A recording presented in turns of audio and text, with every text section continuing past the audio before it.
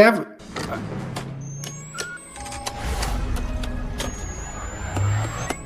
Watch it!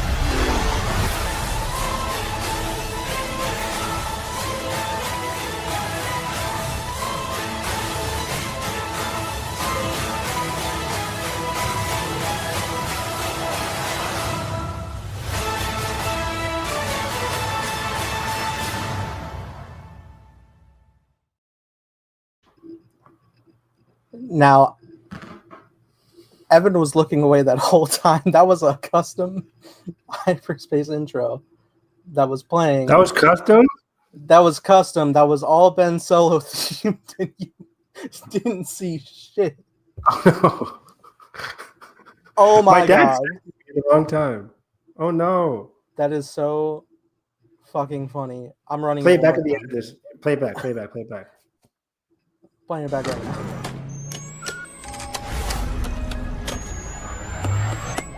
Watch it!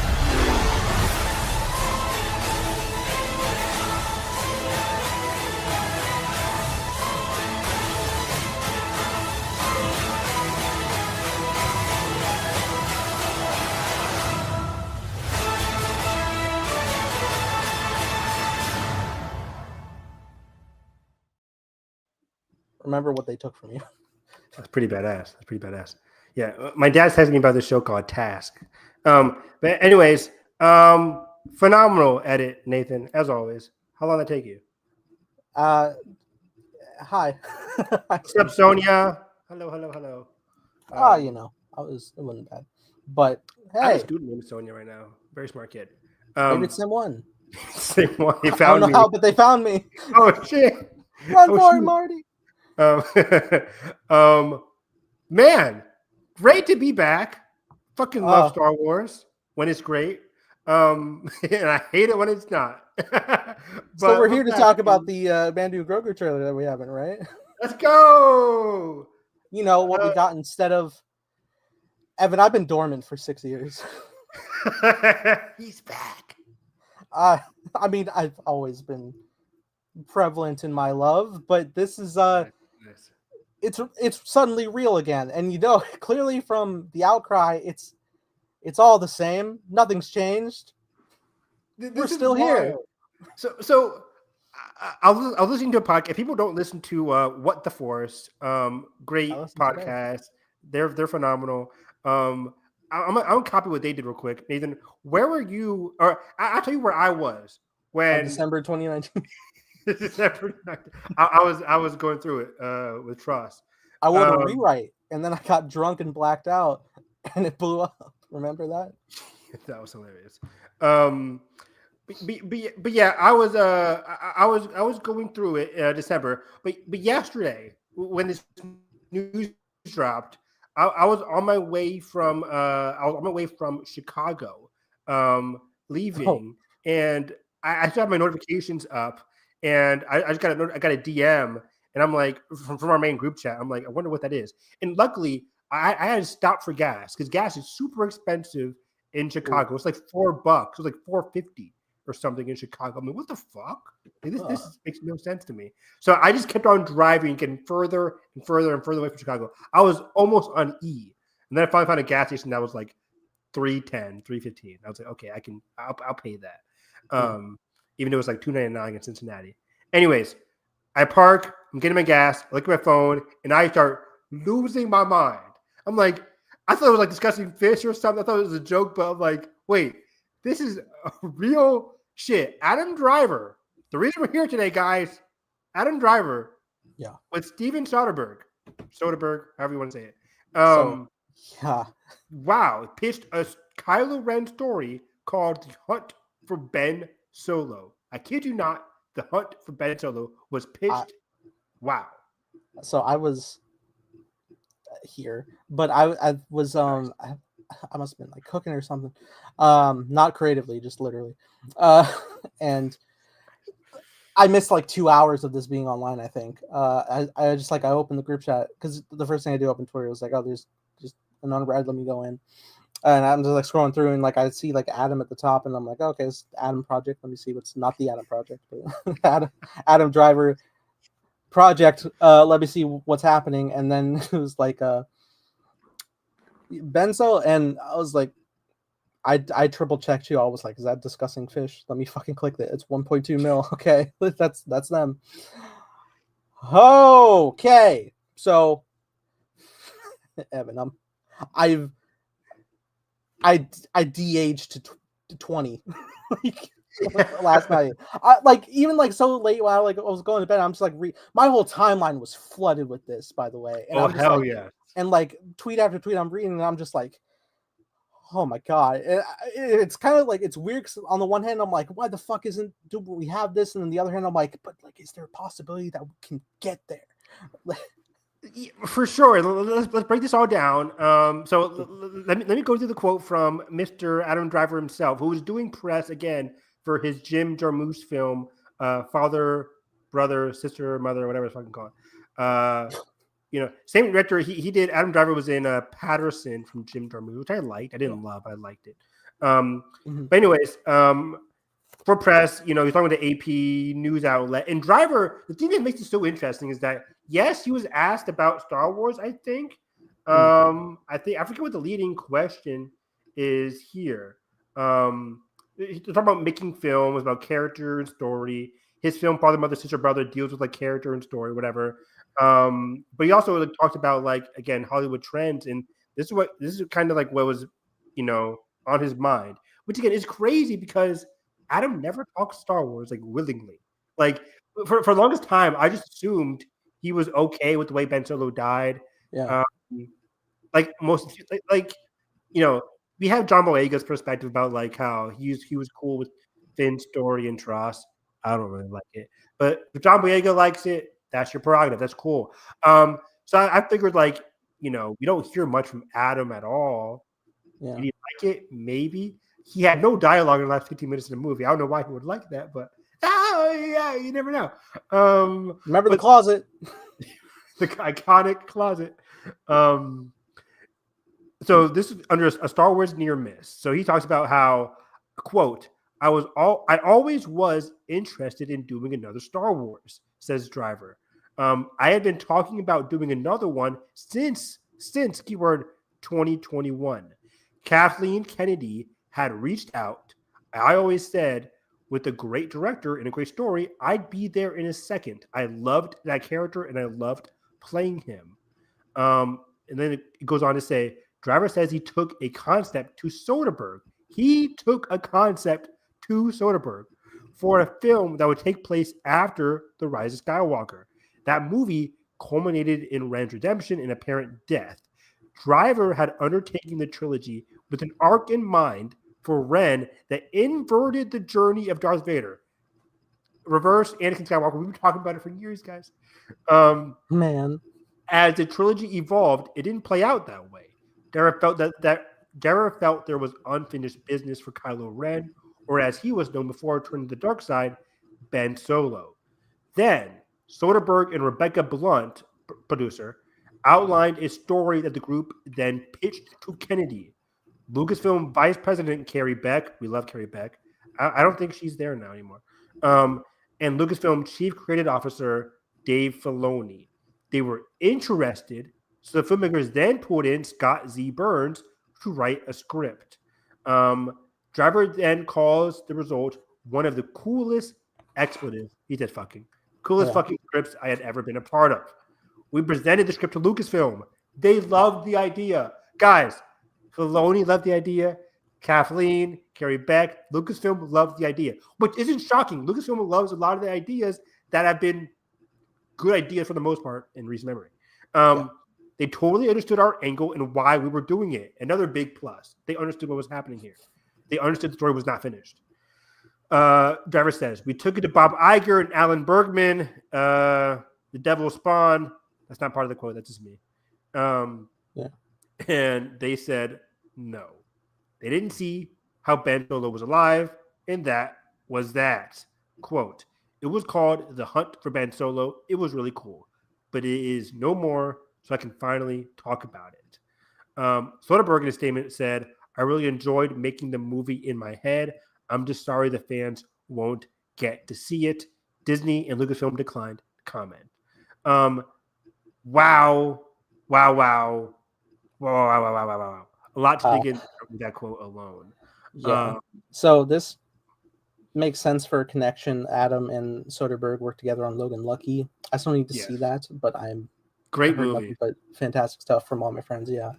There's a prison sequence. It's still one of the funniest I've ever laughed in the movie theater in a long time. Yeah, and I'd maybe I'll watch it tonight. Who knows? But you know, I know Soderbergh primarily through the Ocean's films. But also Presence this year. I still need to watch Black Bag. But he has like a number of great stuff. He put out Presence and Black Bag in the same year, and those were both my top 10 for a very long time this year. Yeah. And then I'm unfamiliar with the writer, but I'm sure probably good. He did something recently. Yeah, continue talking. I'll find it. But yeah. So the idea of this all, right? Of assembling this level of talent, right? Whether it's you know, from who's behind the camera, Adam himself, who is not only like interested in returning, but like he's interested in making this like a reality, like from scratch. Like Disney wasn't like make another one. Like he was like, I want to do more. I want to fulfill more with this character. I feel like you, random citizen. I too would like more. He had a quote like where he was talking about like how he was like he finished his shoot like for the last time as Ben, and he was like on the plane. He was thinking like, I suppose this is all, but you know, it's that lingering thought of like, but is this all? Must this be all? Did he say that? That's awesome. That's really cool.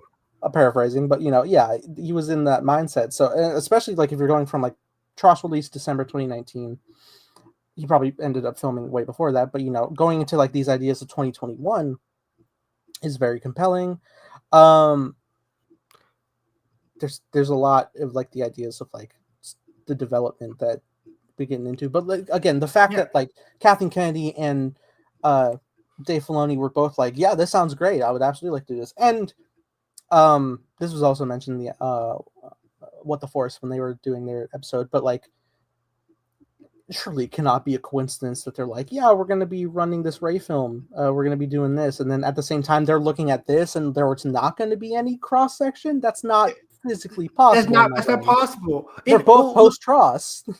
What's so funny about this is that like, yeah, in 2021, you get the sense that Adam and Daisy wanted to continue more. We wouldn't be getting another Rey movie.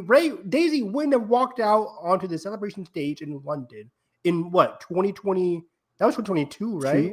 Yeah. Right? Or maybe even earlier. But 2023. Was that 2023? Yeah, because 2022 was us, right?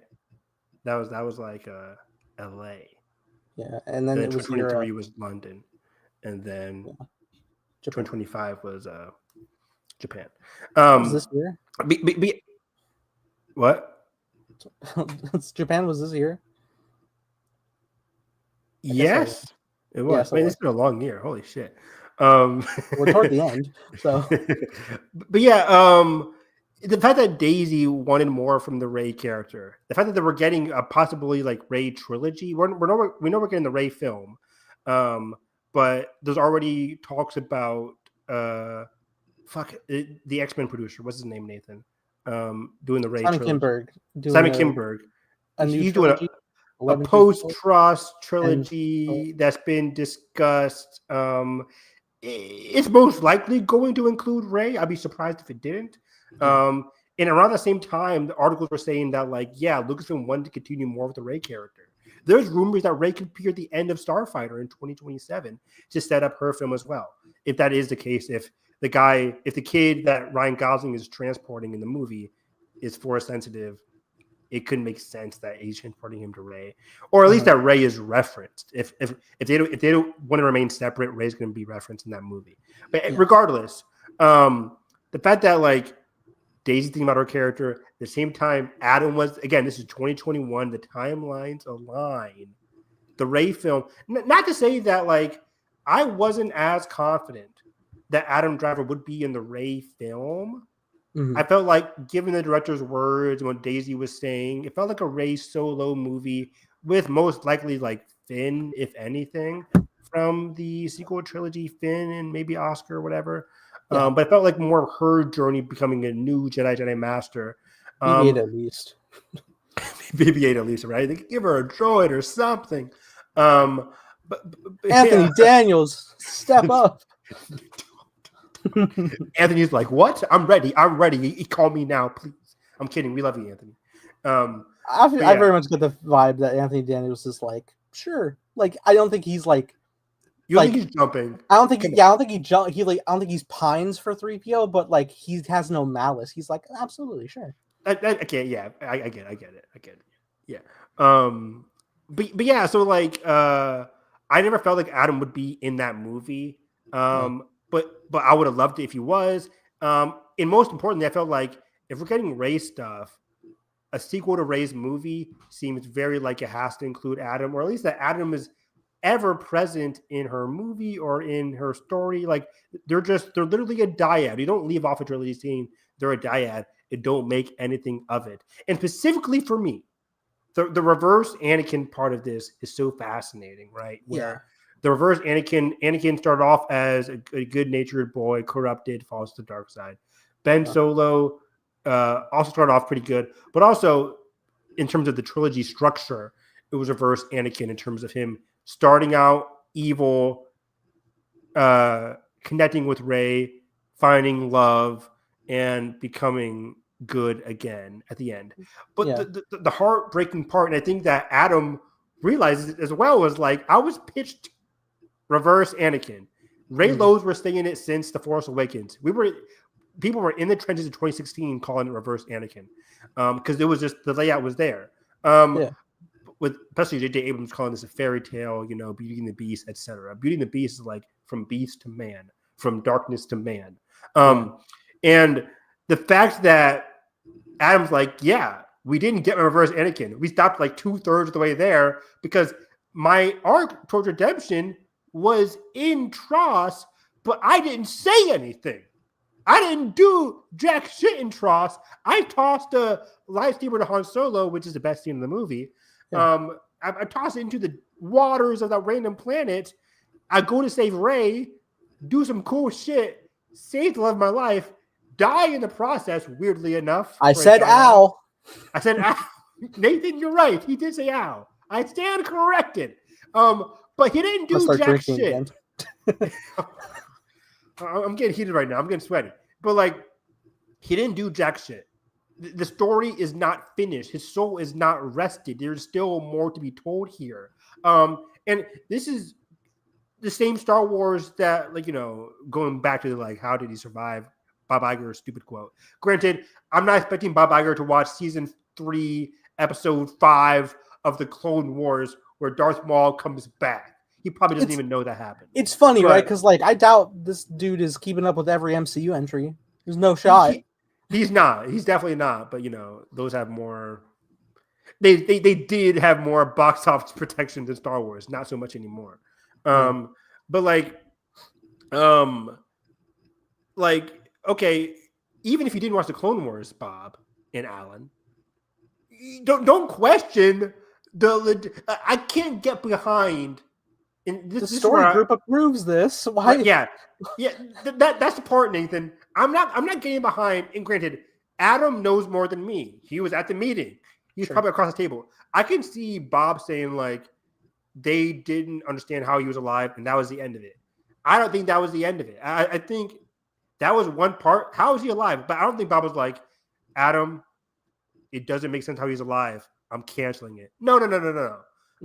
I think it was more so just like he's afraid that it wasn't going to make money. And I think this is why specifically Soderbergh, Adam, one of them references like it was going to be a lower budget movie than the entire sequel trilogy. Trilogy was expensive. Force Awakens, the budgets came out recently for those movies. People read an article about that where the Force Awakens cost like 300 something million plus marketing, but it made $2 billion. So they got their buck for that. Last Jedi cost a lot. It was like 230, I think 220, 230 for Last Jedi. And then Rise of Skywalker was like 200 million, but they had like the delays and everything, which kind of like skyrocketed the budget, and then didn't make that much money. And Still of course, $1 billion, though. Still cracked $1 billion. But they made less than Joker that year, which I think was a big wake up call for people involved. But I think that was the reason. The budget plus, like, would people go out to see this movie if people didn't like, this is Bob Iger speak, not me. I disagree with it, but if the general public didn't like the way the sequel trilogy ended, would they be there for a Ben Solo movie? I think they would easily. But from him, his corporate dumbass brain self thinking properly, Grogu sells toys. That's a no-brainer. We're getting that movie. That's the thing. It's been a minute since I watched that trailer. It's still crazy that trailer hasn't even cracked 10 million views.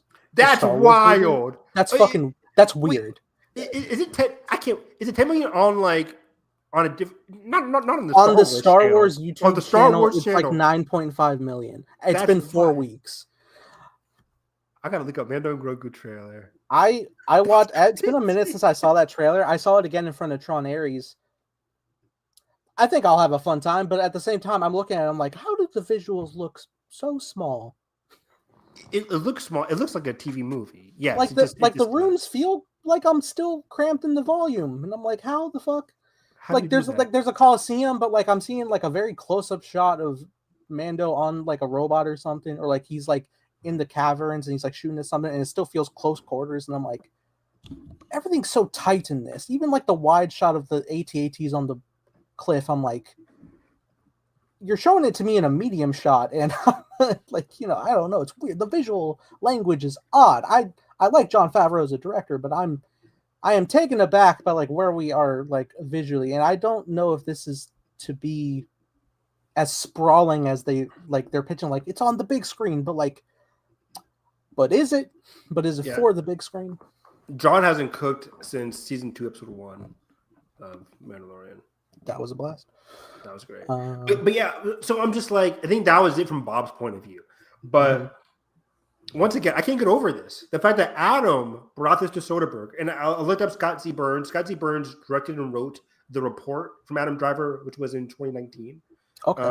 That was a great movie. It's on, I think it's on Amazon. It's on somewhere. But The Report is about like a guy, whistleblower, Washington, D.C. political thriller. I wanted to see that. I think it's a really good movie. Kind of, sluggish in the middle, but like Adam Driver propels that movie forward as he always does. The Post is not as like riveting as that's Spielberg, but like it's similar. Yes. Whistleblower, yeah. But yeah.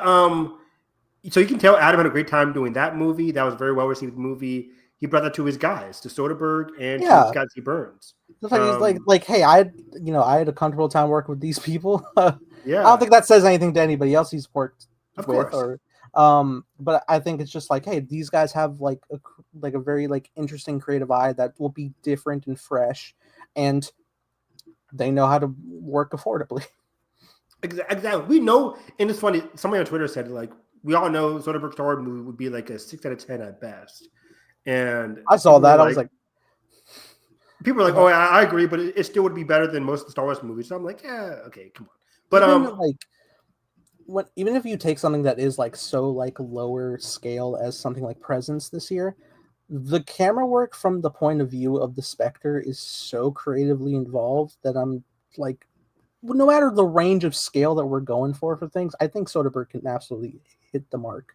I think Soderbergh's a very talented, underrated director. He understands budget very well. He's one of the only ones doing like good like COVID movies too. But like he did the Presence is very well shot, and it's extremely different from how Black Bag is shot. Black Bag is shot very well as well. And those came out within a few months of each other, within their budgets. Yeah, Black Bag was made for like what? I think like 50 something million. It was very mid budget. It didn't make its money back because it was underseen. But it's an excellent movie. Presence, we talked about it. Excellent movie. So it's like, come on. Even like thinking about the idea of like the title, The Hunt for Ben Solo, and knowing Soderbergh has done a number of heist films. Imagine like a heist element in like this area of like trying to like get to the point of how you can access the spirit of Ben Solo to bring him back to the land of the living, if he even is. Let's get I into assume this. is in limbo, but yeah. For all intents and purposes, Ben Solo is alive. Yeah. In the minds of Filoni, Driver, Soderbergh, Kathleen Kennedy, Ben Solo is alive. Why? Because they were thinking of the idea. They had a story, a script, probably not a script, but like they had an outline laid out for how Ben Solo was alive. Well, there is a script somewhere, right? And you're not having a movie called The Hunt for Ben Solo without the implication being he is alive. Somebody will come find him. And who's the one person who is physically in the galaxy that would be looking? Let's get into this because it's Rey. The answer is Rey. Yes. Rey Skywalker. Rey. Whatever. Person with all the ancient knowledge books. All those books, those page turners. One person who's still alive, who saw the change to good. 1000%. But let me get into this because I think that is only 50% of the story, in my opinion. Sure. I think Soderbergh and Adam aren't pitching a movie, in my idea, just in my brain, about Daisy coming to find Ben. In my opinion, even though I think that is definitely going to be part of the plot because he eventually physically has to leave. The Hunt for Ben Solo, I think, is going to be more, and this is why they talked about it being a lower budget movie. I think this was meant to be a more spiritual kind of movie. This isn't like like The Force Awakens, where like if you were to apply The Hunt for Luke Skywalker as that subtitle, and then he says, "We got him," like it's not right, going to be like that. Not going to be like that. But the Hunt for Ben Solo, I think it's going to be more of a spiritual thing. I think the person hunting for Ben Solo is Kylo Ren himself. I think that's what kind of what they're like. If you want to have an Adam Driver solo vehicle, because again, this is Adam Driver. If I'm making a movie about like the return of my character, I'm not putting like Daisy Ridley #1 on the call sheet. Granted, I would love that. I think that would be amazing. I don't number 2. She's number 2, obviously. Yes, and I don't think that's like. But I don't think that's like strictly what's happening here. Yeah, because that just comes off weird in my head a little bit, in a sense of like, yeah, hey, I'm Adam, and Daisy's not even in the room. It's just like, wouldn't it be weird if somebody's like, the hunt for Nathan? I'm making it. I'm not even talking to you. Like that's just it's weird. Granted, executive producer. Executive producer Daisy. Internet would lose her mind. If Adam said like me and Daisy had talks, then this would be a totally different conversation. If I saw executive producer Ryan Johnson, I think I would fucking collapse. I think I'd go into cardiac arrest. I would love that. But my thing is, I think this was going to be primarily, again, 50-50, 60-40 at best, an Adam Driver solo vehicle. The Hunt for Ben Solo would have been more spiritual, would have been Kylo Ren looking for who he truly was, which was Ben Solo. Granted, Kylo becomes Ben again in the last few minutes of Tross. But he doesn't speak. It's not that fulfilling. But I think what Adam's looking for is the Hunt for Ben Solo. What if he, when he dies, he loses his soul? And granted, in Star Wars, the soul is the Force, the cosmic energy. It becomes messy. You can do literally whatever you want. But in my brain, what I'm thinking right now for this story is that when he becomes one of the cosmic Force, which I think he does, he becomes one of the cosmic Force at the end of Tross, giving his life to Rey.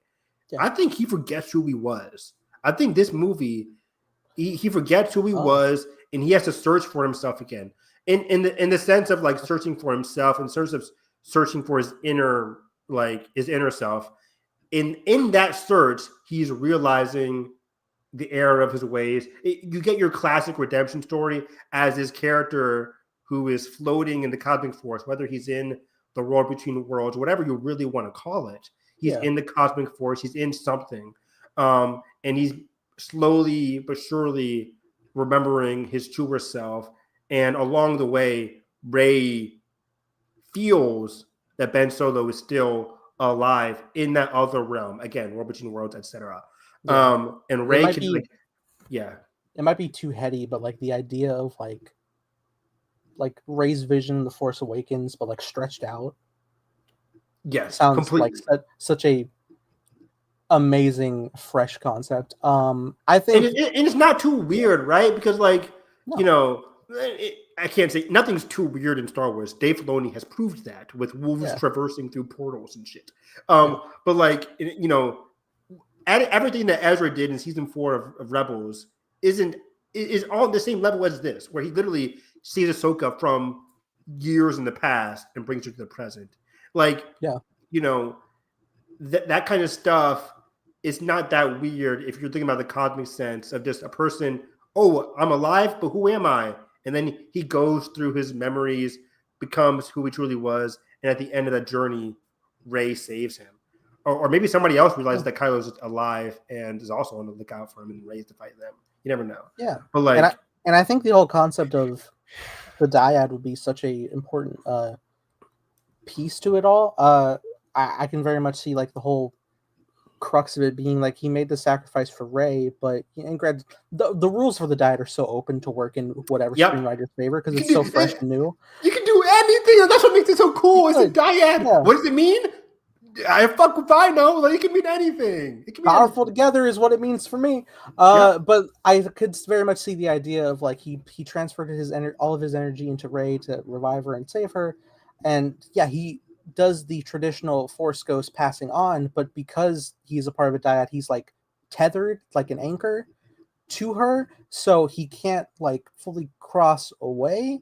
And I imagine not only does that leave him in that limbo state, but also Rey would also feel like that pull of like something's still out there that's calling to me that I need to reconcile with and I need to connect with. It's not just like I need to sever this and let it go.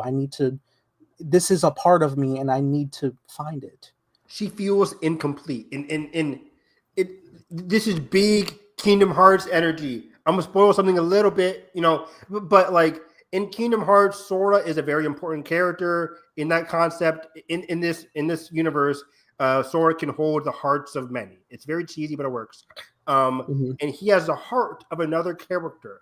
That person's character is in a comatose body. And until Sora reunites with them, they can't fully awaken because Sora holds a piece of their heart to keep them alive. And then Sora reunites with them and they come back to life again. They wake up. That's technically what's happening with Rey and Ben Solo here. Rey has a piece of Ben Solo, a lot of Ben Solo, within her by him bringing her back to life. He can't physically be back without a reunion, without them coming together once again. Once they come together, they can finally be whole. What the Force talked about, the whole, I mean, this is basically the Osiris mythology. Osiris, you know, Egyptian mythology, you know, broken in a lot of pieces and then it's up to his wife. I'm forgetting her name now. Sorry. And then she has to pick up the pieces and make him whole again. The whole husband and wife, you know, mythology of it all. And I feel like that's what we're getting here with Ben Solo. He can't physically be whole again without a reunion with Rey, which is why Rey is so vital to the story. I'm just saying that it might not be like, you know, main character. I think Adam's still be like number one on the call sheet and that whatever. That said, I can also see like a great chance for recontextualizing the ending of TROS in putting this into motion. Because, you know, if I look at the end of TROS, like Rey gets back from Exegol, sees her friends, hugs them, like, oh, you know, tears in eyes, like, thank God we all didn't die. And then we go to Tatooine and it's like, all right, goodbye, Skywalker sabers, but I am a Skywalker. And it's like, there's the Force Ghost. Who are you again? I'm so curious. Right. There's the Force Ghost. They're smiling at me. Just them two. Ben's nowhere to be seen. Fuck him. And then, but Daisy's like, I'm happy. And there's the sunset. Happy sunset. I am not this evil man's last name. I'm good people's last name. And that's a broad, like, generalization of TROS. And that's what JJ was trying to say. You're not wrong. Here we are. Yeah, which I understand. Yes, there's importance of found family, which is wonderful and is prevalent in the characterization. But if you were to recontextualize to moving into the plot of this, I could very much see like Rey returns from Exegol, hugging her friends, tears in her eyes, you know, like, yeah, thankful her friends made it, but also someone didn't make it. And I lost a piece of myself. I literally died, but also only half of me feels like it's here. And then the idea of like, if there's like a new contextualized thing where like she's on Tatooine and like she sees the Force Ghost, she's Luke and Leia. Maybe not just like, good job, kid, you defeated Palpatine. Maybe it's more like, you have what you need, go find him, go save him. And that's why she has like optimistic smile, because like the future ahead is like, we're gonna bring him back. Yeah, and that's $1 what billion. we haven't talked about this. This is guaranteed money. Like money. I need to say, like, there's a lot of like annoying people who hate on the sequel trilogy, but I've even seen, like, in recent times, I've seen the haters of the sequel trilogy begrudgingly be like, well, Kylo Ren was pretty cool. Like, yeah. Even then, I'm like, okay, so there's fucking market. Like, right. Like, for one thing, even people who are haters of the sequel trilogy are watching like the trailers for TROS being like, at least it actually looked good compared to like what we're seeing. Yeah, I'm hearing that now, and I'm like, yeah, like the sequel trilogy have always looked like arguably the best of any Star Wars movie has looked. Arguably. I know people from the original trilogy are gonna hate me for that, but I'm like, the visual language in Force Awakens, Last Jedi, and even TROS is just stellar. I'm with you. Like, even the haters of the sequel trilogy, they like the visuals and they like Kylo Ren. Kylo Ren is Ben Solo is a universally beloved character. Yeah. Universally.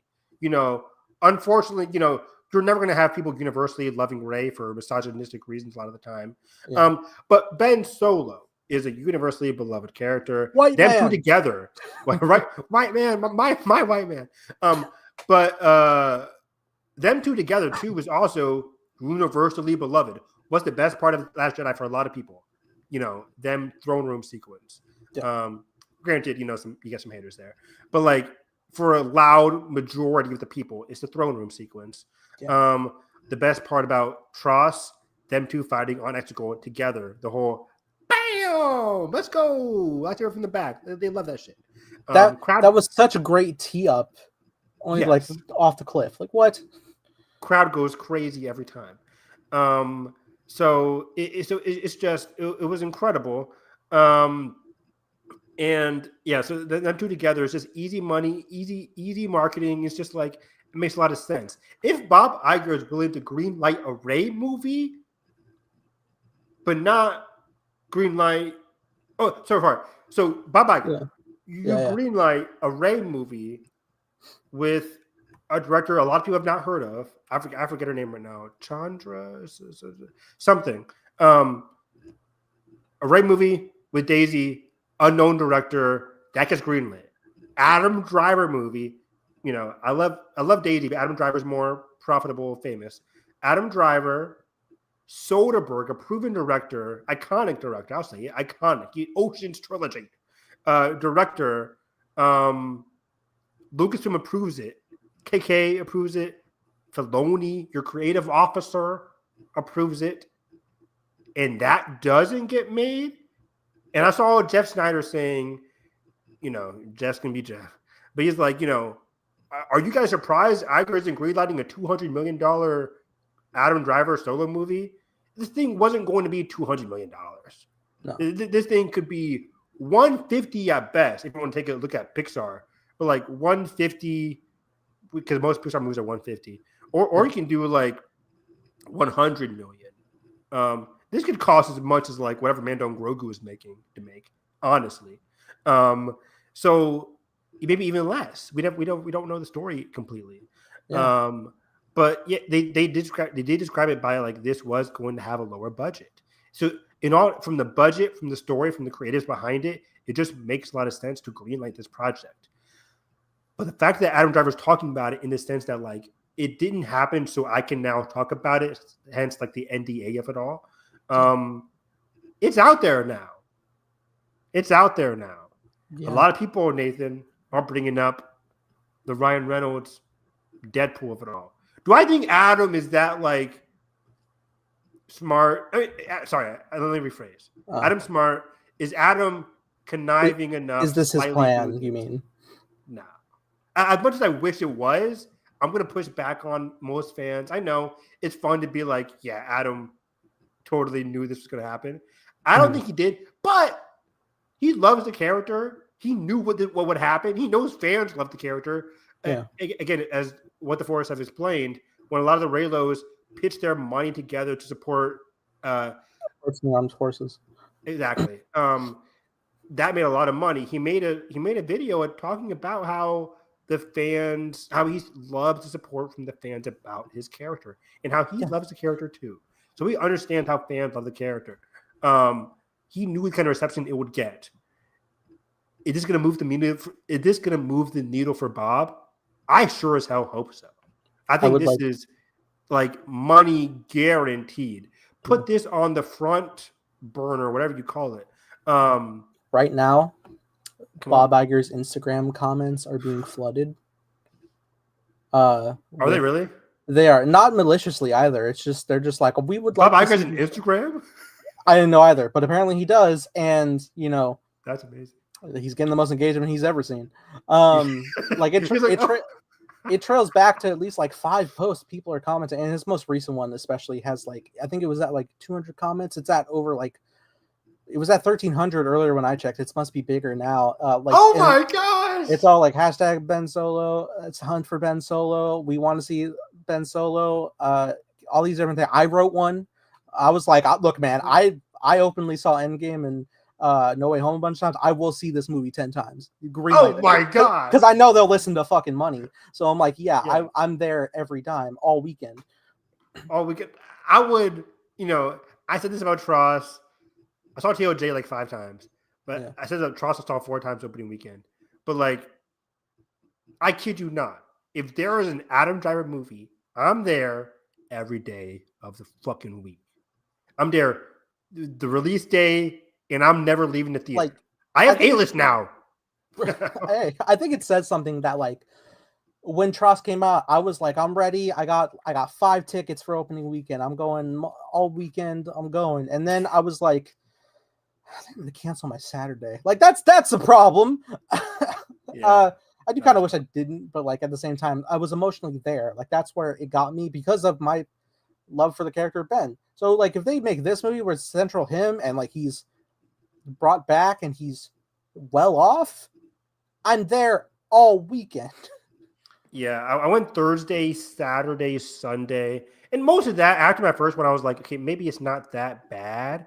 But I don't get into that. But mostly also because like I think we all realized like we might not get another Star Wars movie for a long time after this one. So just that experience, whether you hate the movie or not, like of seeing a Star Wars movie on the big screen, it feels different. But yeah, like I would be there in a second. This is an easy 100 in a year that Disney struggles to have a release break 100 million opening weekend. This is a guarantee. Captain America didn't do it. Fantastic Four did do it, but then didn't sustain itself. But like Star Wars has been so far away from the theatrical experience for so long now, and its first step back into it is going to be a TV property. Yeah. And that's just playing it as it's trying to play it as safe as they can, but it's the engagement doesn't feel there. I can't wait till Edgar and I do a box office breakdown episode every other month, every other season. I mean, I'm not predicting that to break 100 million anymore. I thought it was gonna be like at least 120. That's what most successes do now. But like I jokingly like 85 million. I jokingly say 215 million every time. I'm not saying that here. I'm thinking like this would do Captain America numbers. I think 85, maybe even lower. I felt bad. I was about to say 65. Nathan, but here's a question: does Mando and Grogu need to be successful for the Kylo Ren movie to even be a bigger possibility? How would it work from a producer executive mindset? I think Mando and Grogu has already had its flagship success through Disney Plus. That if this doesn't work out, it's like okay, maybe it just wasn't built for the big screen. Maybe Mando is just a TV thing. I think it more so falls to Sean Levy's Starfighter. Good call. To see, because that's a whole like brand, like that. First off, that is post-Ross, and it's a whole new like cast and characters, and depending on how it's set to flow, I don't know if it's going to have any specific Force involvement, but I think that will spell out its level of success. I think you got like a great tee up. You have the guy who did the very successful Deadpool Wolverine.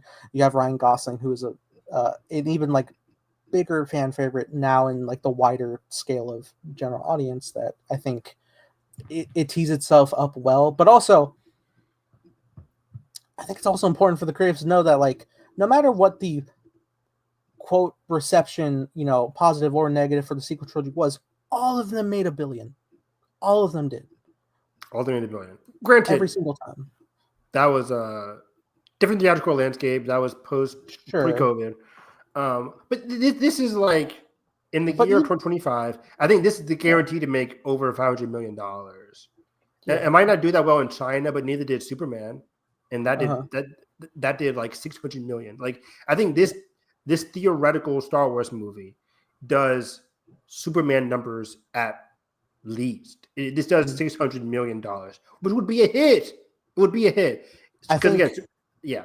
I think it definitely like comes down to the marketing, right? Is like Superman's an interesting situation because like in the I think its primary selling point was we're leaving like the gritty realism for the more like inspirational uplifting feel. I think it comes down to the marketing and the tone of this. It's usually Star Wars is sold on whimsy. I think a lot of it is also just like that, that classic binary sunset theme, nostalgic, like return to that galaxy and like the characters you love because they'll spotlight Leia, Luke, whoever. Mm-hmm. But in this instance, I don't think it's enough to like lean on to like you like Star Wars, right? You remember that theme? It's not enough anymore. So you need to have like marketing and like a very stylistically edited trailers of like this feels like a big thing, a big event, something that's going to have very like cool visuals. It might be like very like introspective force wise, but we have some set action scenes, showcase that, edit it in like a very like there'll be like trailers that like there'll be like a beat that's like very like intense and like fast like RPM, and it's like the edits like go fast and they move well together. I feel like you need that kineticism in it to feel like, oh shit, this is something. I want to go see that. Like, for like, there's different angles, right? You sell it to like the people who are like, I want that cool Star Wars feel. That's giving me it. I want, the people who are like, I want to explore the character of Ben. You have that, yes. Tossing a little hint of romance there. Why not? Yes. Sell all that. I think all of that is universally, engaging to a wide audience. And B, we've seen it be engaged to a wide audience, at least for me in comic form. Charles Soule, his Legacy of Vader run is doing really well sales-wise. And he retweeted a Ben Solo tweet today about like, people need to read this Legacy of Vader run to get Lucasfilm more interested in. It was quote tweeting a tweet about the Hunt for Ben Solo, being like, the Hunt for Ben Solo, people would like it. And the person quote tweeted it being like, hey, if they read Legacy of Vader, people will be on board for that. And I think, like you just said, a lot of people will be. But also Charles Soule did his 2018 Vader run, which got like this is where my Hunt for Ben Solo idea comes from a little bit. Because the Hunt for Ben Solo could be similar to Vader's own 2018 run written by Charles Soule. In the final issue of that comic, you see Vader / Anakin going through a deeply introspective journey through his own personal hell, where he goes over like, his thoughts on Palpatine and his like manipulations, his failure, Anakin's perceived failures with Obi-Wan and Yoda. And then at the end of that comic, a light shines down and it's like, is there no more hope for me per se? Like then there's just Luke. Like Luke is right there. Luke is the light for Vader. And that's what you can get for Ben. Ben going through like his personal hell, his personal demons, because there's a lot of them. There's like, and then there's obviously there's the quick blurb in like Tross where like there's the shot where Rey meets a dark version of herself and it's like 10 seconds and it's whatever. But it's a cool visual. But if you were to like commit to, there is going to be a potential saber duel between Ben Solo and the Mask of Kylo Ren going head to head visually. And obviously, like it's iconic. His crossguard saber, that crackle, it's oh my god, so synonymous. So to have like that, you're cooking. Yeah, so just like have like that burning intensity coming at this soul that's trying to find that purity in himself once again. Just that battle, that traditional battle, light and dark, playing on both sides of like everything that everybody is interested in with this character is such a good selling point. Huge selling point. Like, yeah, like imagine an image of like Adam Driver in like, let's say, you could have him in the same clothes as he was in the end of Tross, just plain black, but like blue lightsaber, Anakin's lightsaber, going up against, like you said, crossguard masked Kylo Ren from like the TLJ outfit, like masked up. Because you don't have to have like Adam versus Adam if you don't want to. Have just a poster of him. He's got like both sabers like this, and fucking have like a half crumbled mask or something. And again, this isn't like Nathan and Evan going crazy. What's one of the words that Adam described the project as with Soderbergh? Character focused, introspective, and he brings up the words Empire Strikes Back. What's one of the most famous scenes from Empire Strikes Back? Luke cave scene. Luke fighting himself. Why is it still intriguing 40 years later? Because people still to this day have different interpretations of what that scene truly means. Like it's so impactful. It's so like delicious for Star Wars because it's so like it can mean a lot of things. And the simplicity is like Luke, facing his inner fears. But like, that can be extended into a whole theatrical experience of like Ben finding Kylo, finding himself, finding his inner Ben Solo, and fighting his inner demon, whether that's a masked Kylo Ren. You could go the sinners, right? You could have Adam versus Adam, but you don't really need to do that. But also you could have him like fighting Anakin, who just appeared in Ahsoka. Imagine the YouTube clips of Ben versus Anakin. Like the money prints itself. Hayden it really is does. ready. Hayden is ready. He was a voice to Rey at the end of Tross. Like, and that's been his only theatrical return. And like every time he pops up on Disney Plus, it's a boom. It's a big moment. So if he's like fucking him on the big as a supporting role, you can have him fighting Anakin, or you can have him like as a supporting role as like a mentor figure, like because now he is a Force Ghost canonically. He is like happy Force Ghost Anakin. He's not, and just the fact that Harrison Ford does something like Captain America today, and the fact that he did say yes to Tross is just like okay, I'll do it. Like you give him something this meaningful, he could absolutely get him for this. Harrison. You could definitely bring in Harrison, and you don't need to de-age him. You don't need to do like don't de-age him and be like this is when Ben was young. It's like we don't need. You could have he looks pretty much the same as he was in that age when we lost him, so you don't have to. Exactly. Just do like you could do a scene, even like Harrison doesn't see Ben or Ben leaves 6 years before Force Awakens, but like. You could have like whatever clean shaven Harrison talking to Ben Solo, or again, this is a psychedelic. This is weird. You can have anything happening. Right?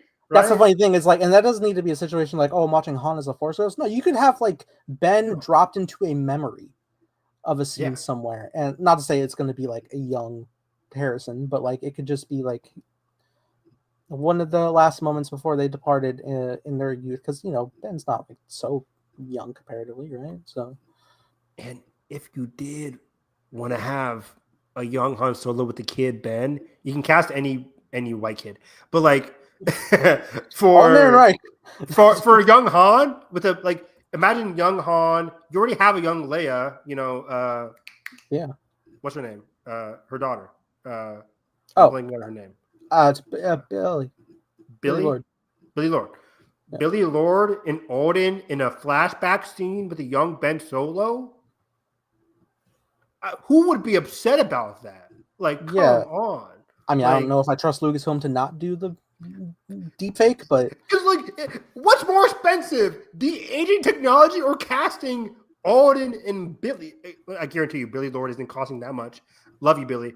But like Billy Lord and Alden in a flashback scene with a young Ben Solo, that could be. It wouldn't even be that long, too. We're saying you don't even need to necessarily show their faces if we're being real. If it's just like them doing their thing while Ben's like kind of like at the wayside, and how that could inform his journey.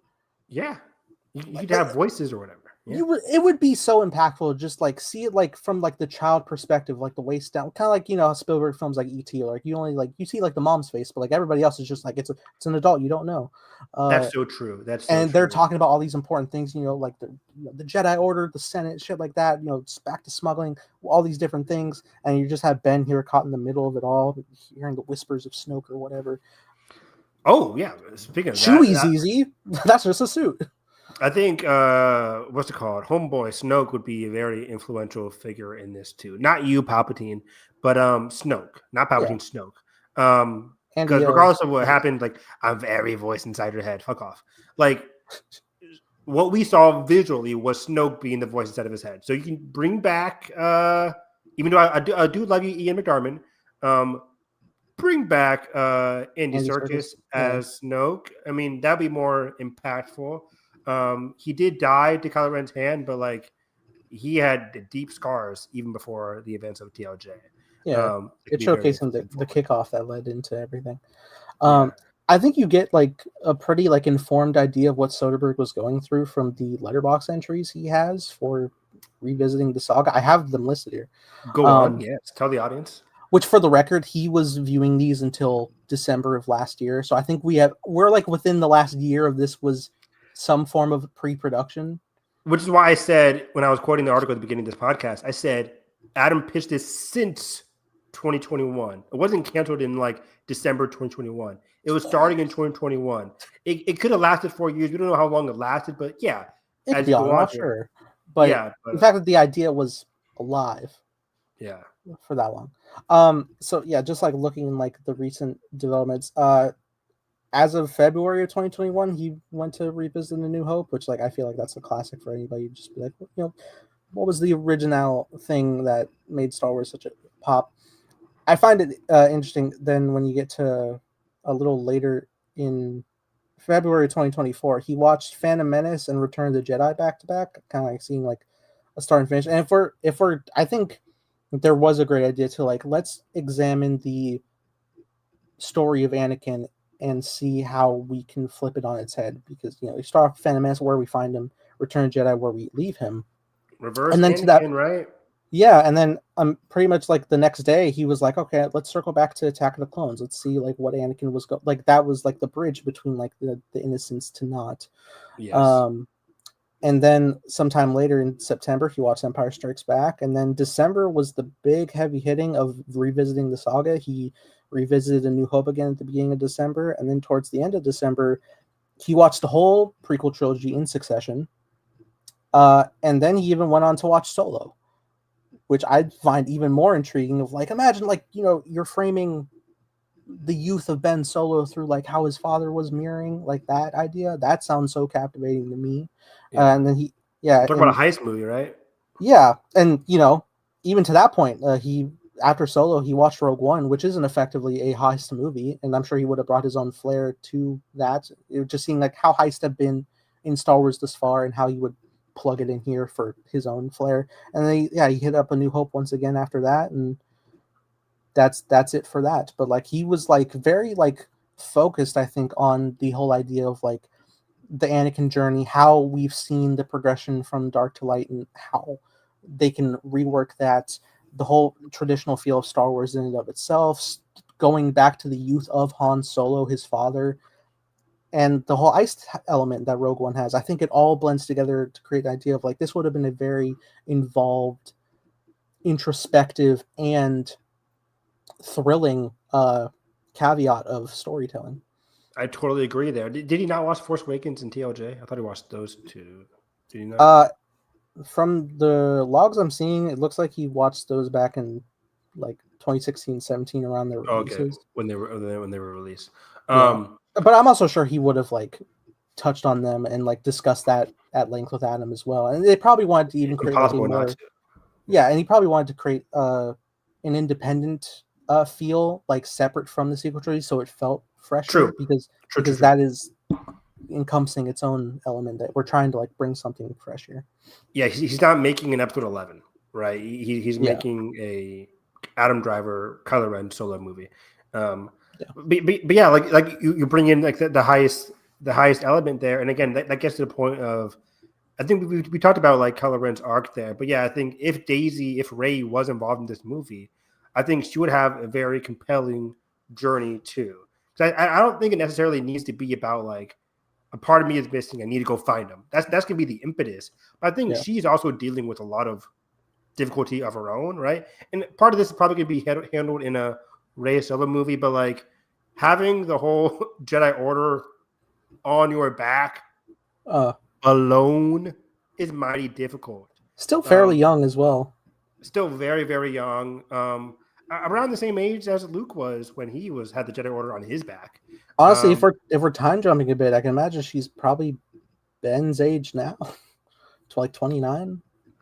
Yeah. I think Ray. I think Daisy said like her movie was like 10 years after Tross.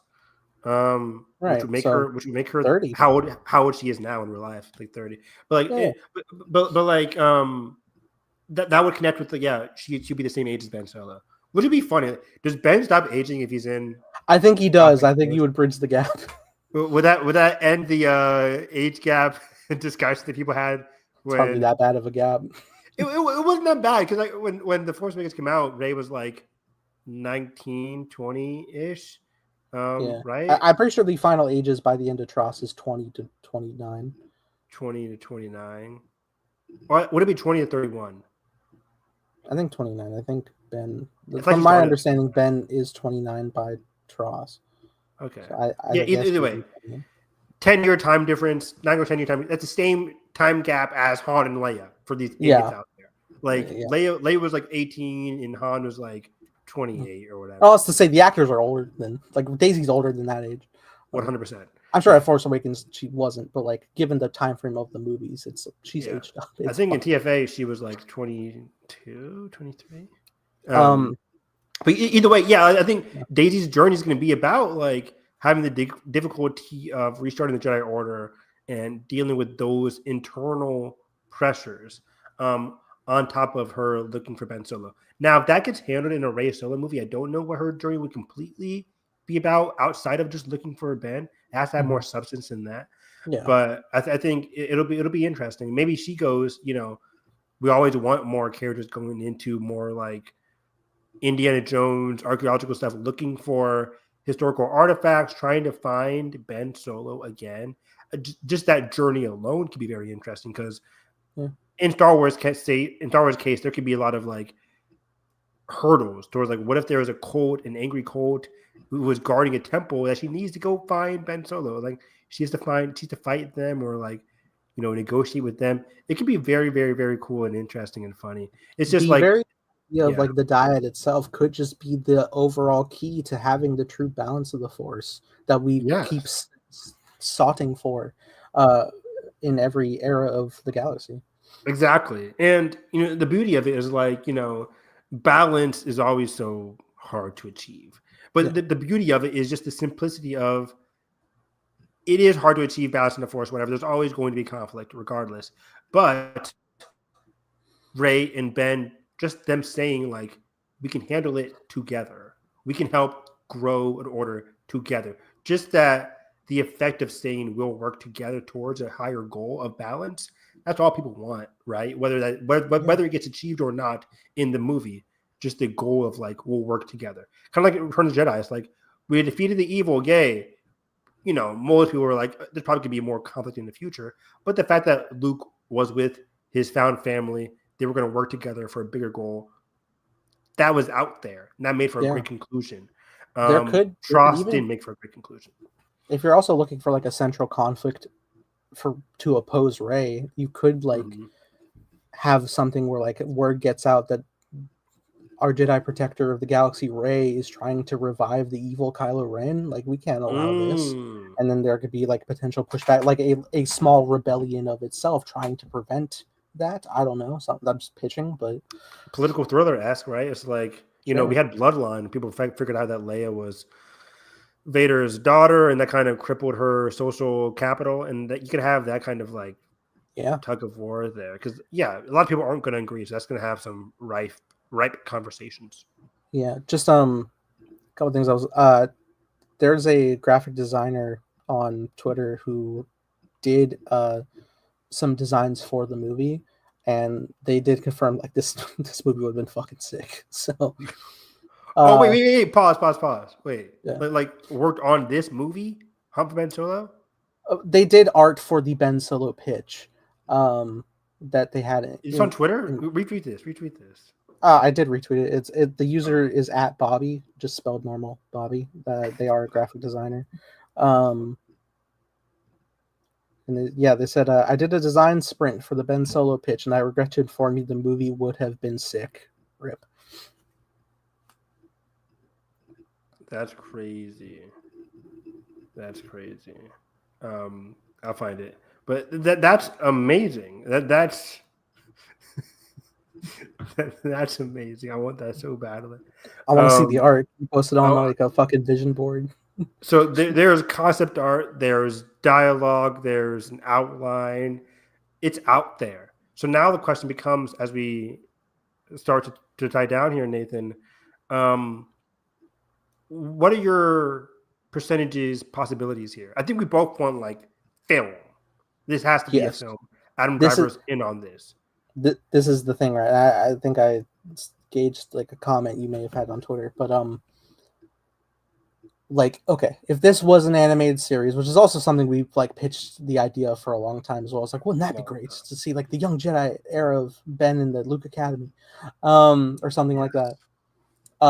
Even to the point of like, what if it did the Resistance thing where it like went to the movies and it did like the Clone Wars fill in the gaps.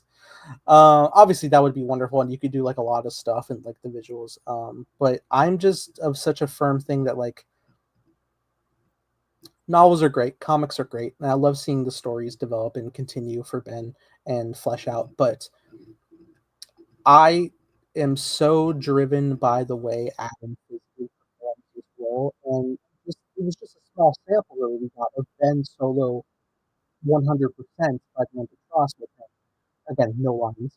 But just like physically, you can see like the change in demeanor, and I've seen the vulnerability that Adam brings. My favorite performance next to this that I've seen from him was in Marriage Story, and that's such a vulnerable performance. The idea of giving level, at least half of that level to the character of Ben Solo is something I physically need to see. Obviously, you can capture great stuff in animation.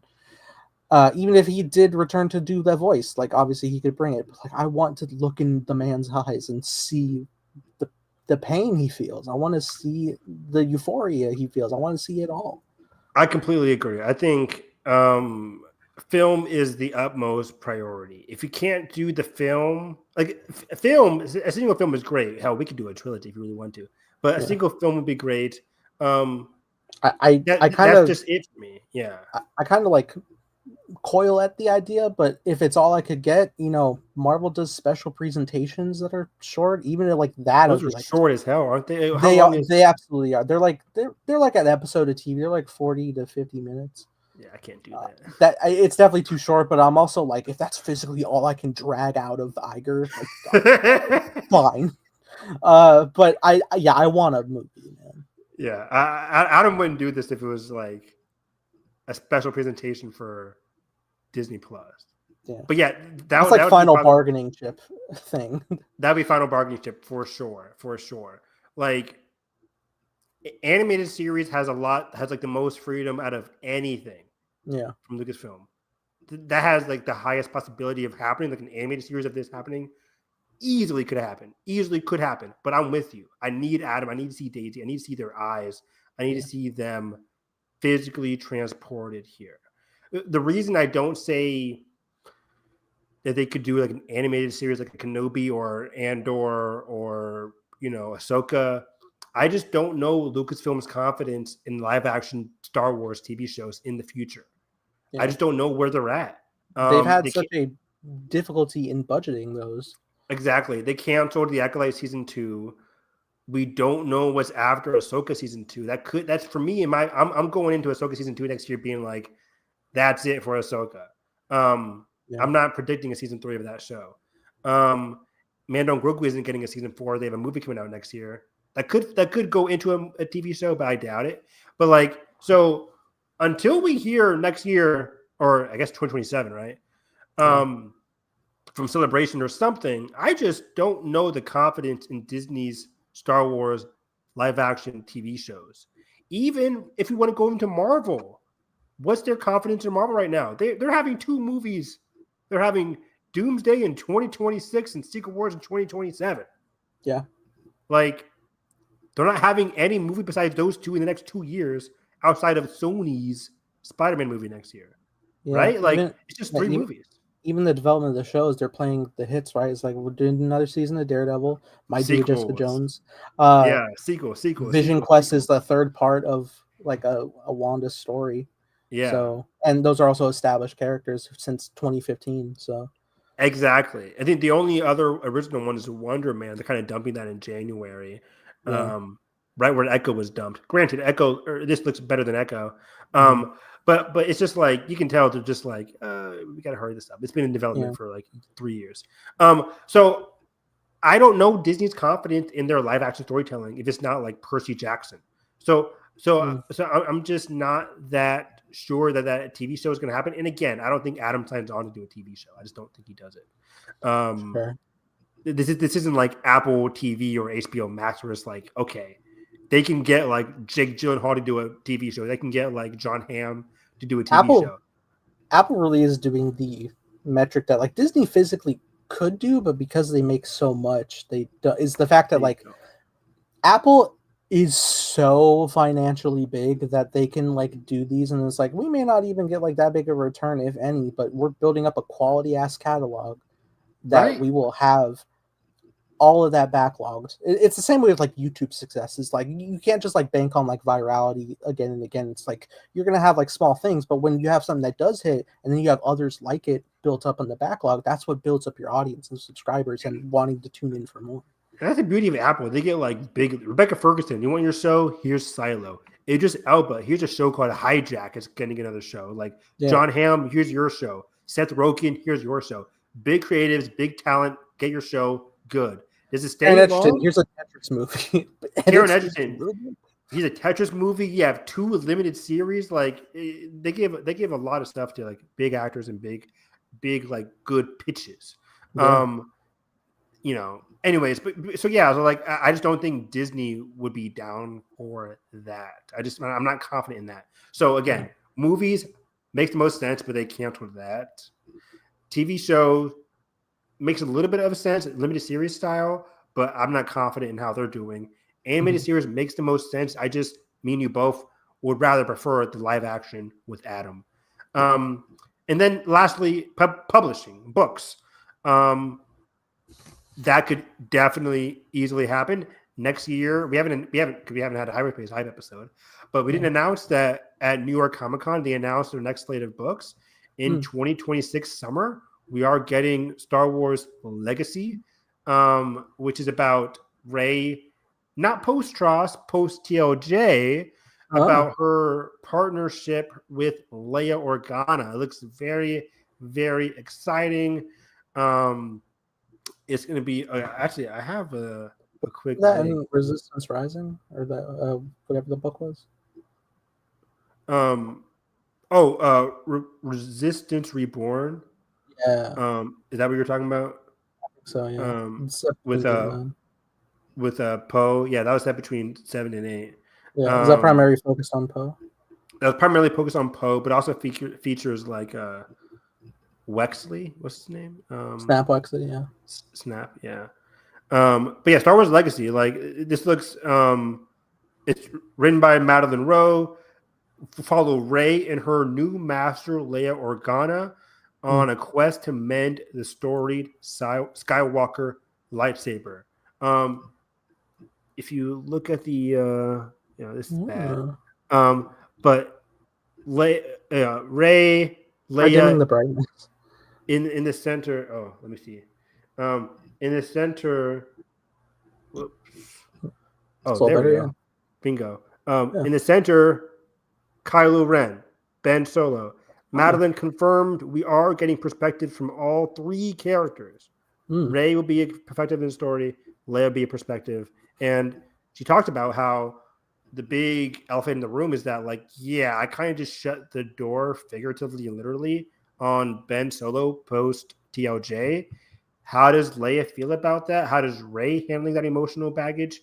And what are Ben's thoughts post TLJ? That's going to be very, very interesting. But, we're also getting Legacy of Vader, which is set in the same time spot. Legacy of Vader, written by Charles Soule, started last year. Or maybe it was Legacy of Vader this year.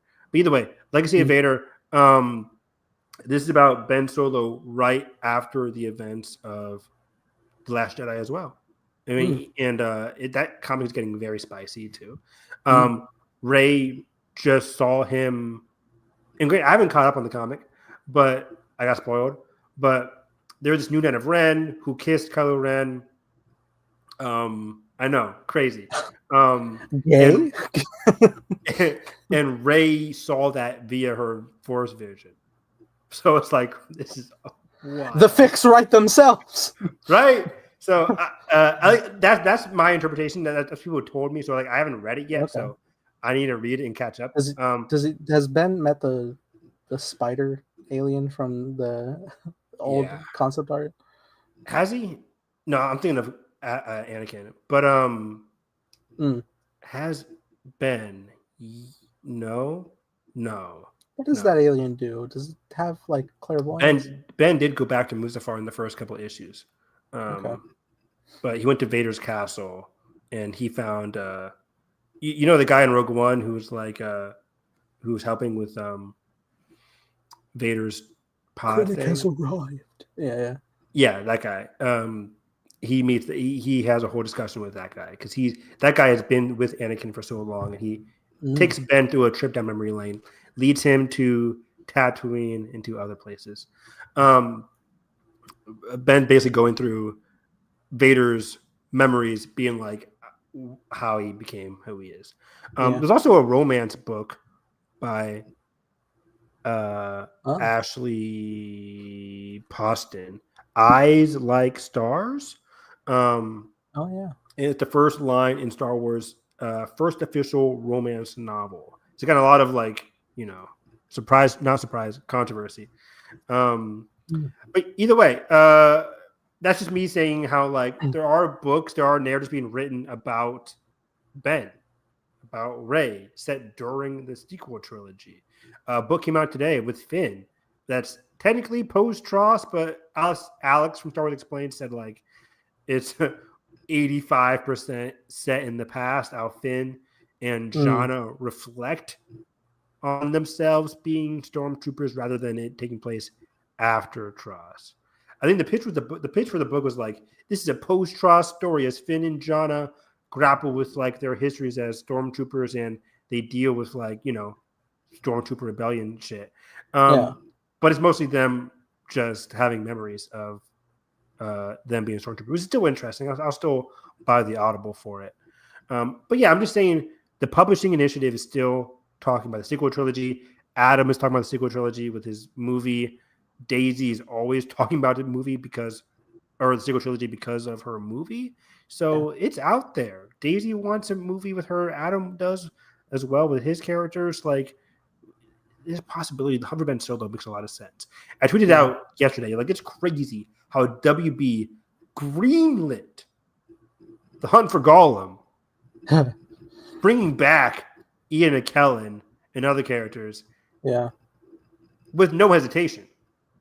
But Disney can't do a Hunt for Ben Solo movie. Which one makes more sense? Hunt for Ben Solo, Hunt for Gollum. Granted, Hunt for Gollum I think is based on a book or whatever, but sure.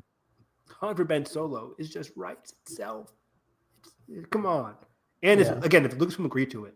And before we leave, Lucasfilm, this is the second time Lucasfilm has done this to me. Or Disney, sorry. Not Lucasfilm, Disney.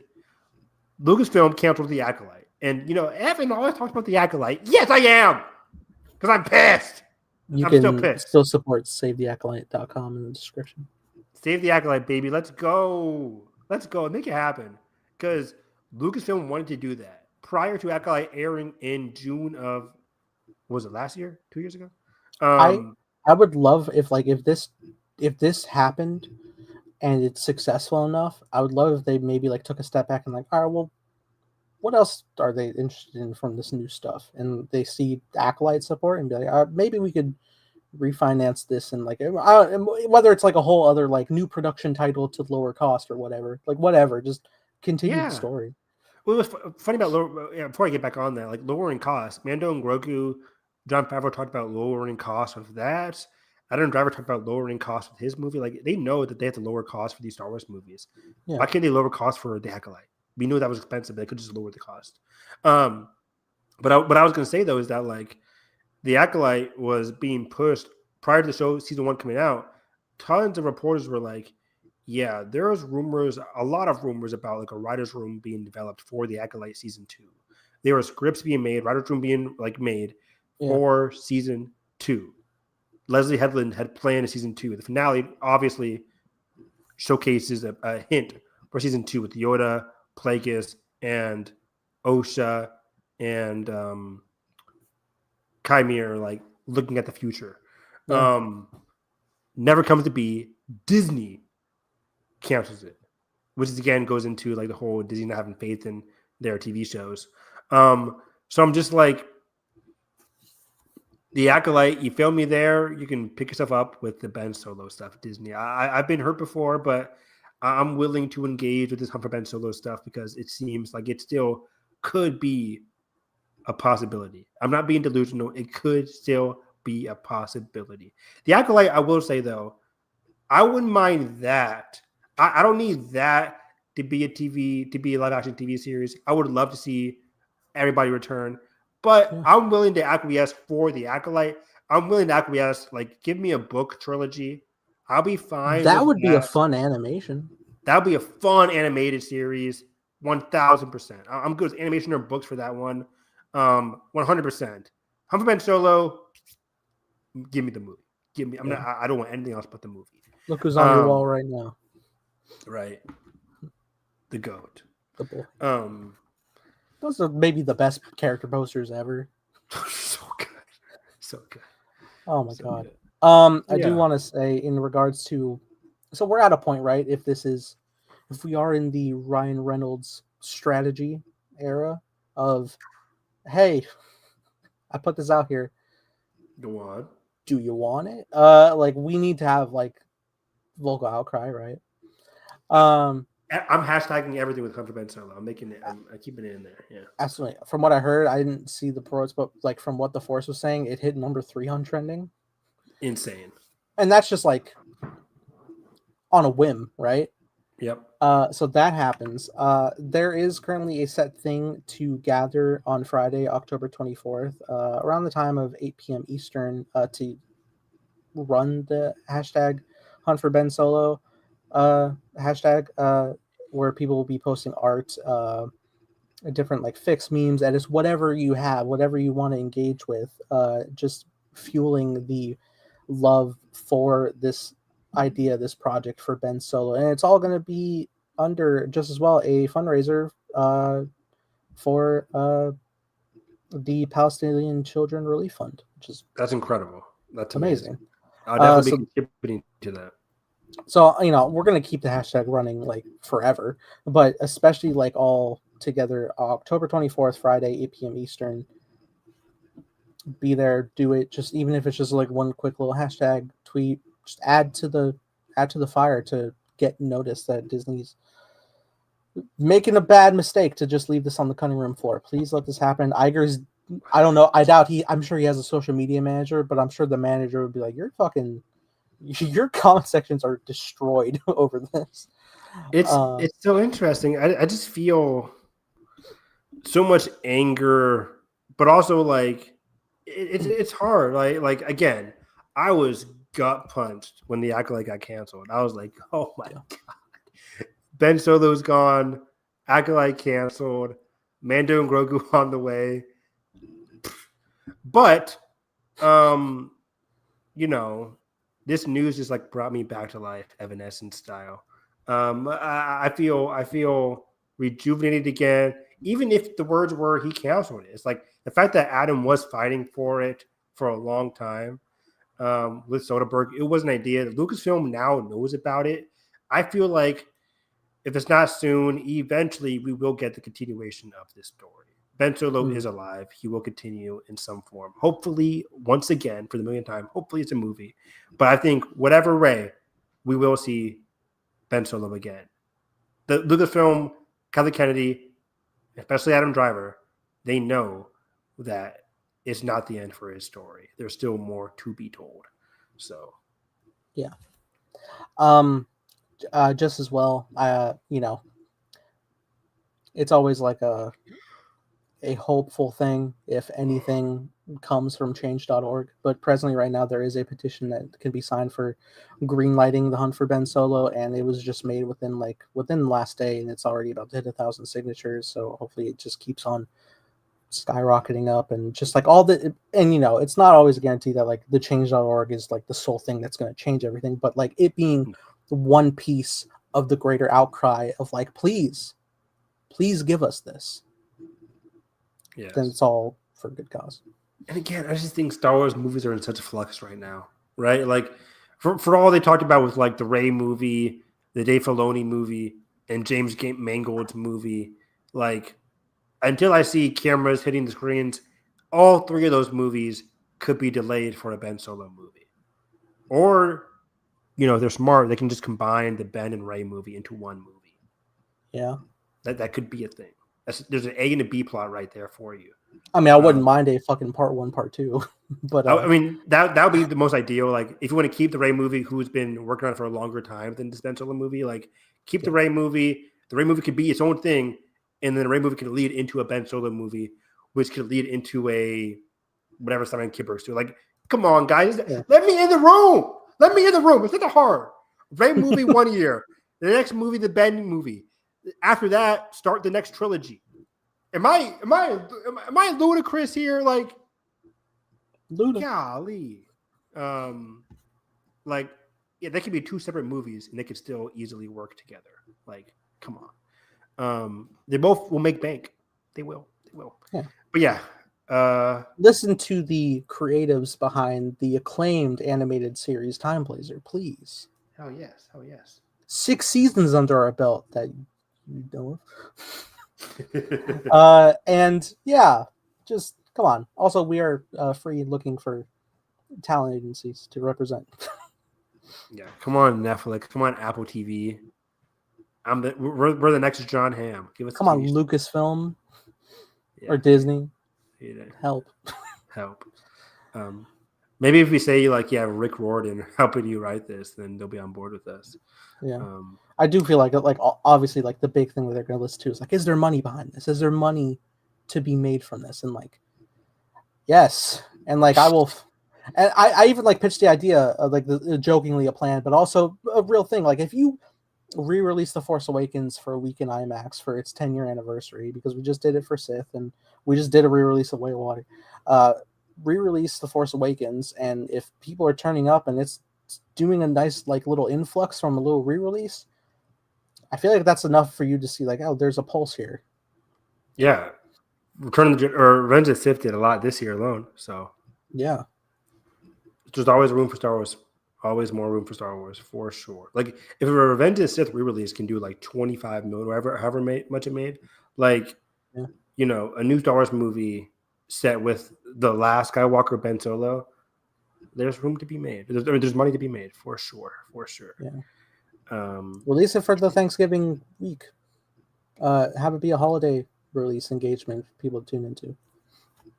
The movie? Yeah, for the re-release for Force Awakens is what I mean. Yeah, for sure. I mean, not this Thanksgiving. That'd be a disaster. But that's what coming as. Yeah. Early December. Fuck Five Nights at Freddy's. Just before the release of your new Avatar thing. Yeah, that'd be cool. Yeah, 2 weeks before Avatar, go watch Force Awakens. That'd be cool. Yeah. Get it's always like the whole sequel trilogy has released around Christmas. You kind of like reset your brand to be Christmas for Star Wars. Yeah. And here comes Mando Grogu in summer trying to revitalize. Now it's gonna be Christmas for Marvel in the next 2 years. I know, which is why it's like, okay, we gotta gauge. Yeah, I guess Star Wars is now back to summer. So, but things can change. But yeah, this was fun. This was rejuvenating. It was very fun going over the story details and getting over our anxieties and our angers and our hopes and everything, our copiums. Yes, lots of copiums. But find me on Twitter, Harris EV9. It feels great just to be talking about Star Wars again. I love this franchise so much. I've recently gotten back to like ever since Big Brother ended, I'm reading a lot more Star Wars again. I just finished Star Wars book. That a good High Republic book. I'm about to start reading the last High Republic book that came out in July. I'm finally going to start reading it now. I'm reading comics again. I'm catching up on the Legacy of Vader that we just talked about. So Star Wars is always great. Star Wars publishing is always just batting 1,000. If the movies and TV shows fail you, there's always great TV shows there's always great books and comics to work with, for sure. But yeah, Harris EV9 talking all things Star Wars Gen V, as we just did a Gen V podcast before this. Go check that out. We're going to talk about the finale later this week. So yeah. And you can follow me @Time Blazer, making a show called Time Blazer with co-starring Craig Salt and Evan Harris. Who doesn't? Not Ben, but Evan. Who doesn't cancel shit? Not that I ever had the ability to, but you know. I'm on board. I'm a good creative. As I've openly said, I will, even if it takes the rest of my life, the story will be released and finished, start to finish. Hell yeah. Fuck you, Iger. Nathan can be the next Duffer Bro. You never know. In a good way. Exactly. Yeah.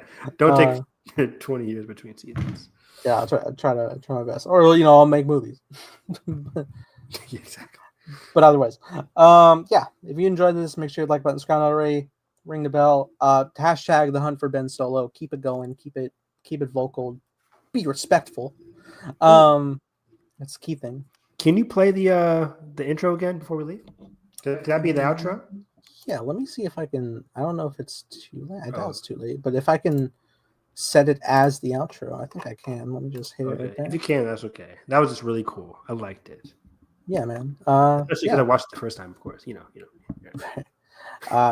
we go, man. Take care, everybody. May the force be with you always.